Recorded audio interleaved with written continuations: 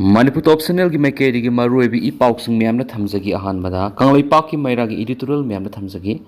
असोकपा मफम खंगना लायेंगदबदगी खंगना लायेंगदबदगी अनाबगी फिबम सतिना सोक्सलापनी Manipur lengana lamdam sigi lengak sasan taukiba lengak busingna Manipur miyambu tungkoina tangdu laitana lehananaba singthabiya bathaba amata paikatti habi hai masigi khudam haibabu Manipur da thokliba sahi ani faraglaba sathiraba lalasi lusinanaba mamangi lenga adunasu lophom tokpa thaudang adu lawba ngamkhidaba sini Manipur thugainaba Hotnariba kuki singi mateng pangduna kuki MLA tarana mangzil thana songthoktuna lal tawre haiba khangna lemahuriba MLA yangkhaina amatoina punsinduna thokliba lalasi lusinanaba matam chana pangthokpa ngamkhidabadagi haujuk phawba lalasi gi awasai theng Manipur miyamda phangduna leiribani aduna Manipur thugainaba Hotnariba kuki MLA taragi masak munna khangmaga loinana Manipur kannanaba honaba ngamdriba MLA yangkhai asigi asingba masak adunga sidi tasingna khangmamli miyamgi mihut oiriba MLA yangkhai asi tasingba miyamgi mihutna kanano marebak ningbana kanano loinana miyambu lalon put oina khanba marebak nungsidaba MLA singna kanano haibadusu haujikti miyamna mayek singna khangmamli miyamgi mihut oiriba MLA singna lebak mara tapna leinaba miyamgi asengba paukholoi oiduna lengak sasangi thabak thamoi sengna pangthoknaba hotnaba ngamdaba tauksinaba MLA ngakta oiramle haibadusu haujikti mayek singna khangba ngamle haibi yari tasengna hairabada miyoibigi haksangda asokpa mafam khangna matam chana layeng haudabadigi haksanggi phibam nongmonomangi soksinlaktuna mongpham yaunaba sinjaba haibadu haujik Manipur oiriba phibam asiga satmanari haibi yari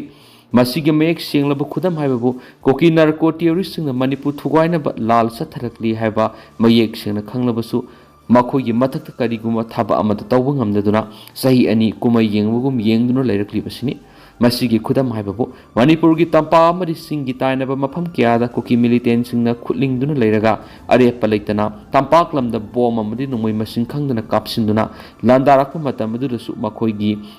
makhoibu takthoknaba lawpham thokpa thabak sing amata lokhatpa ngamdana free thaduna thambak samanaki matamdura barat laingaki mafamda koki theory sing takhokinaba chapchaba thabak lokhatpiu haiduna aikhoigi miyamgi mihut oiriba MLA singna barat ki prime minister amadi union home minister unaduna wahi ama phawwa ngamkiti khudam oina hairabada union home minister Amit Shahnas Manipur laktuna numit humni Manipur thokliba sathiraba laladu mamit thina yengduna mayek singna kanana landarakli banu haibadu khanglaba phawba ai amuk Manipur lakhigani hairamlaga sunglak laktuna tumina laitoki paikhatpham thokpa ngak sienbigi thaba adu paikhatana lekhi Bharat Sarkar gi asonba madi thoksadaba si koki militant kangbuna yamna sengna khangmangki loinana koki militant singda Bharat lengana mapung phana sokle haina loduna makhoina pamba terrorism gi thawong sing adu maning tamna Manipur sa tharakimani masina Manipur thokliba kangluk ki sathirabi iranga si nongmagi maisak hena saklak phaibadu heli ngasidi mayu maikai mai thadok pikhraba miyoi lising humfu gi mathakta relief camp singda sangjaduna leiri haibasi Bharat lengana yamna sengna khangli adubu oiriba phibam sing asi khangna awaba taraba miyam sing asi khunda laita hanana thapak lokhona ba kariguma mata pekhat palaitri masigi mathakta Manipur gi lenga ama isauk sauna leiding lenga dubu muthalaga Manipur president rule thamjiliba sini maduna iraiba Manipur si kanbina ba kanamat leitrabra haibadu Manipur miyam gi thamoida phawriba pienda ba kokonana ba miyam gi mihur oiriba MLA sing amat oina songthoktuna Bharat lenga ki asoiba sing asi sumthoktuna aikhoi miyam gi mihutni aikhoi iraiba Manipur amadi miyam kangani haina nupa thona sungthoktuna thabak toba ngambatai tawpham thokpa miyam gi mihut oiriba MLA singi thaudang adu lawba ngamdabadagi Manipur miyam haifam khangdaba awaba haibadu oirakibani aikhoi gi lengak loi singna khangadabadi Manipur si maning makha tamba laiba ama oina lairambadagi India na namduna lauksin khibani haibasi puwari gi laimaida lengdana lairi haibasini aduga masimak Bharat lengana khangpham thokpani aduga ngasi Manipur na Bharat tinduna Bharat ki mapung phaba state ama oirabasu yengbi pham thokpa mapung phaba mi yengadu yengduna atombi ki masagum thambiba manabadigi hausu Manipur gi oiriba sathiraba phibam asi oirakhibani habisi aikhoi gi lengak loisuna khangpham thui loinana Bharat Sarkar gi akhaba mi yeng amadi Manipur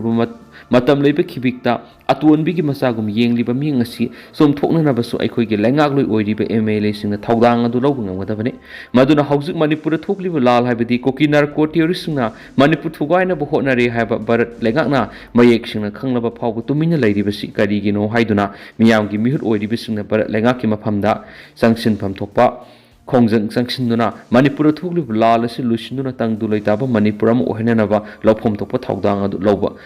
ngamgadabani haiba kanglei paki mairagi editorial memna thamjari amaromdana Kadan academic awareness program pangthokri Garang thil punga matapa matam Imphal West district ki manung sena leiba Praja Higher Secondary School lamsangda academic awareness program ama collisions against drug and alcohol kadana simna pangthokri mayai kaba nisana mahir khunai da pibi sai theng haiba thimna pangthokki ba thoram maduda kadagi president Hizam Priyo Kumar amadi Praja Higher Secondary School lamsangi principal lamabam sangitana president member sugoine sarugyaki thoram madu resource person oina kadagi secretary general ti Gitchandra mitaina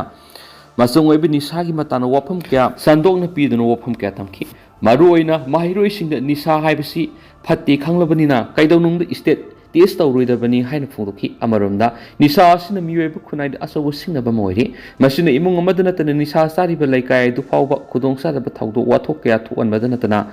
samasta maning halakli nisa da laisu baibasi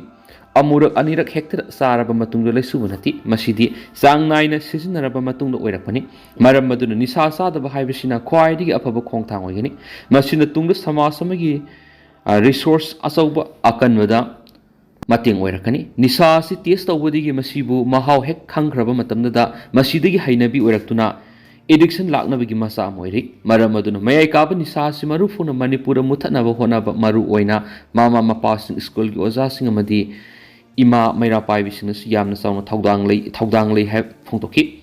amaromda lamabam sangitana haikibada ngasidiki mahairoi sing wakal taminaraga nisa si atopa namanaba singna test tawsi heraklabasu amata tawroidabani amasum makalamatagi nisa saroidabani aikoina khangadabadi miyoibigi khwaidigi mamal yama pot ama hairagadi aikoigi haksangsini aikoigi haksang asi faragadi aikoina tamningba amadi pangthokningba khudimak mai pakna pangthok ngamgani amadi punsida mai pak poigani maram maduna mairoi singbunga sidigi hiram khudimakini sararoi haikhen su pausna makhatari amarom Rasmidisi National Fire Service Week pangthokri Rasmidisi na Manipur Fire Service ka kusamnaraga ngasi hospital asida National Fire Service Week thoram pangthokpaga loinana nomi yoina fire service awareness amadi mock drill gi thoram pangthokri United to Ignite a Fire Save India haiba thimna pangthokiba thoram maduda Rasmidisi ki chairman and managing director Hobizam Rajan Manipur Fire Service ki director L Navasandra Rasmidisi ki medical services Dr. N.G. Narendra masum Rasmidisi ki medical superintendent Dr. A. Ibotombi dice member oina sarugyaki thoram maduda wangang laduna Rasmidisi ki chairman and managing director Hobizam Rajan miyoibi ki punsi amadi lanthum ngakpada Fire Service Department Lauripa Thawdang Singthabaga loidana Manipur Fire Service ki Director L Nabasandra gi miyang makhada Department Lauripa Thawdang bu singthaki Manipur Fire Service ki Director L Nabasandra na Rasmidisi na yumbu oidana National Fire Service Week thoram pangthokpada apian ba phongthokpaga loidana hospital asigi patient sing amadi staff sing punamapu maihaulang poktagi kannanaba hospital asina lokoliba thawrang singthaki ngasigi thoram maduda life mock drill ama pangthoktuna mahau langpok tholakpa matamda matau kramna aikoina miyoising kangadagi haina yauna tuan ba tactic kya su utkhen su paus makhatana phongdorakli atopa pawmadana Myanmar National Democratic Alliance Army na Myanmar junta da makoina control toramba lasio amu hana kusinakri Myanmar National Democratic Alliance Army MNDAA na China gi akanba pressure gi matungina makoina mamangda junta ri loksinduna control toramlaba Northern Sun State ki konung oiriba lasio amuhana Myanmar junta ra pikri ningsingwe abadi MNDAA na lasio city edu tha masukna military junta ga lan thengnaraba matung mamang sahi gi August thada junta dagi ningkhata mankhibani adubu handak Maikaidigi akanba pressure pirakpana maram oiduna rebel group aduna yakhibaga loiduna hayang phawgi manungda lasio thadokpigi warep launakhi madugi matungina ngasi MNDAA gi maikaidigi city tu thadokibani rebel group aduna ꯂꯥꯟꯅ ꯁꯣꯛꯍꯜꯂꯕ city ꯑꯗꯨꯕꯨ ꯁꯦꯝꯒꯠ ꯁꯥꯒꯠꯅꯕꯒꯤꯗꯃꯛ ꯊꯝꯈꯤꯕ ꯂꯥꯁꯤꯌꯣ ꯗꯤ construction ꯒ꯭ꯔꯨꯞꯅ ꯃꯈꯣꯏ ꯃꯐꯝ ꯑꯗꯨꯗꯒꯤ ꯊꯥꯗꯣꯛꯇꯨꯅ ꯆꯠꯈ꯭ꯔꯦꯕ ꯄꯥꯎ ꯑꯁꯤ ꯄꯤꯔꯛꯄꯅꯤ꯫ ꯊꯥ ꯑꯁꯤꯒꯤ ꯍꯧꯔꯛꯄꯗꯒꯤ MNDAAꯒꯤ ꯐꯣꯔꯁꯁꯤꯡ ꯑꯦꯗꯃꯤꯅꯤꯁꯇ꯭ꯔꯦꯇꯔꯁꯤꯡ ꯁꯤꯇꯤ ꯑꯗꯨꯗꯒꯤ ꯆꯠꯄ ꯍꯧꯈꯤ꯫ ꯔꯦꯕꯦꯜ ꯒ꯭ꯔꯨꯞꯁꯤꯡ ꯑꯗꯨꯅ ꯊꯥꯗꯣꯛꯂꯝꯕ ꯃꯇꯨꯡ ꯂꯥꯁꯤꯌꯣꯗ ꯃꯤꯂꯤꯇꯔꯤ ꯖꯨꯟꯇꯥꯒꯤ ꯃꯥꯏꯀꯩꯗꯒꯤ general administration department, health department, military intelligence group ꯑꯃꯁꯨꯡ ꯃꯤꯂꯤꯇꯔꯤꯒꯤ ꯃꯍꯨꯠ ꯁꯤꯟꯕ ꯒ꯭ꯔꯨꯞ ꯈꯔ ꯂꯥꯁꯤꯌꯣꯗ ꯂꯥꯛꯄ ꯍꯧꯈꯤ ꯍꯥꯏꯔꯤ꯫ ꯑꯃꯔꯣꯝꯗꯅ ꯑꯦꯛꯁꯤꯑꯦꯝ ꯕꯤꯔꯦꯟꯅ ꯑꯁꯣꯛꯄ ꯕꯤꯀ꯭ꯔꯝꯅ ꯁꯤꯑꯦꯜꯒꯤ ꯃꯇꯦꯡ ꯄꯥꯡꯈ꯭ꯔꯤ꯫ ꯏꯆꯦꯜ ꯑꯦꯛꯁꯄ꯭ꯔꯦꯁꯀꯤ ꯄꯥꯎꯃꯤ ꯋꯥꯍꯦꯡꯕꯝ ꯕꯤꯀ꯭ꯔꯝ ꯒꯥꯔꯤ ꯑꯦꯛꯁꯤꯗꯦꯟꯗ ꯁꯣꯛꯇꯨꯅ ꯍꯧꯖꯤꯛ ꯄꯣꯔꯣꯝꯄꯥꯠꯀꯤ ꯖꯤꯅꯤꯝꯁ ꯍꯣꯁꯄꯤꯇꯥꯜꯗ ꯂꯩꯈꯠꯅꯔꯤꯕꯁꯤꯗ ꯉꯁꯤ ꯃꯅꯤꯄꯨꯔꯒꯤ ꯍꯥꯟꯅꯒꯤ ꯆꯤꯞ ꯃꯤꯅꯤꯁꯇꯔ ꯅꯣꯡꯊꯣꯝꯕꯝ ꯕꯤꯔꯦꯟꯅ ꯂꯨꯄꯥ ꯂꯤꯁꯤꯡ 30 ꯃꯇꯦꯡ ꯄꯥꯡꯂꯛꯈ꯭ꯔꯦ ꯍꯥꯏꯔꯤ꯫ ꯍꯧꯖꯤꯛ ꯂꯩꯀꯠꯅꯗꯨꯅ ꯂꯩꯔꯤꯕ ꯕꯤꯀ꯭ꯔꯝ ꯑꯁꯤ ꯑꯣꯄꯔꯦꯁꯟ ꯇꯧꯗꯨꯅ ꯃꯍꯥꯛꯀꯤ ꯑꯣꯏ ꯊꯪꯕ ꯁꯔꯨ ꯇꯦꯛꯄꯗꯒꯤ ꯌꯣꯠ ꯐꯨꯝꯕꯒꯤ ꯊꯕꯛꯁꯨ ꯃꯥꯏ ꯄꯥꯛꯅ ꯗꯣꯛꯇꯔꯅ ꯄꯥꯡꯊꯣꯛꯈ꯭ꯔꯦ ꯍꯥꯏꯔꯤ꯫